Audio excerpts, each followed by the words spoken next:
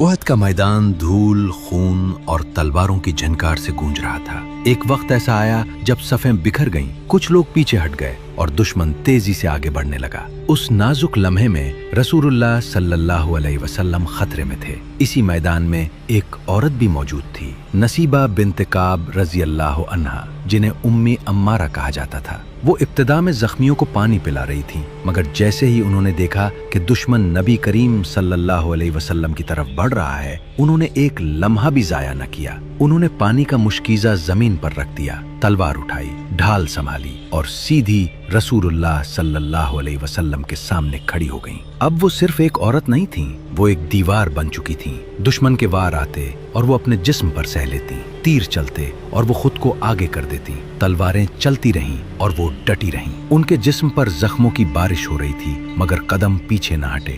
رسول اللہ صلی اللہ علیہ وسلم دائیں دیکھتے، بائیں دیکھتے اور ہر طرف امی عمارہ ہی نظر آتی، جو جان کی پرواہ کیے بغیر لڑ رہی تھی۔ ان کے جسم سے خون بہ رہا تھا، زخم گہرے ہوتے جا رہے تھے، مگر ان کی زبان پر ایک ہی خواہش تھی۔ وہ عرض کرنے لگیں، یا رسول اللہ، دعا فرمائیں کہ ہم جنت میں بھی آپ کے ساتھ ہوں۔ یہ سن کر نبی کریم صلی اللہ علیہ وسلم نے ہاتھ اٹھائے اور دعا فرمائی، اے اللہ، انہیں جنت میں میرا ساتھ عطا فرما۔ یہ دعا سن کر جیسے ان کے زخموں کا درد بھی ہلکا ہو گیا، وہ پھر کھڑی ہو گئیں، پھر لڑیں، پھر اپنے نبی کا دفاع کرتی رہیں۔ جنگ ختم ہوئی، مگر ان کے جسم پر زخموں کے نشانات باقی رہے، ایک دو نہیں، کئی گہرے زخم جو ان کی بہادری کی گواہی دیتے تھے۔ مگر یہ کہانی یہیں ختم نہیں ہوتی، بعد میں بھی وہ میدان جنگ میں نکلی، یمامہ کی جنگ میں شریک ہوئیں، جہاں ان کا ایک ہاتھ کٹ گیا، مگر ایمان نہ کمزور ہوا نہ حوصلہ ٹوٹا۔ یہ کسی عام بہادری کی داستان نہیں، یہ وفاداری کی انتہا ہے۔ یہ ایک ایسی عورت کی کہانی ہے جس نے اپنے جسم کو ڈھال بنا کر اپنے نبی کی حفاظت کی۔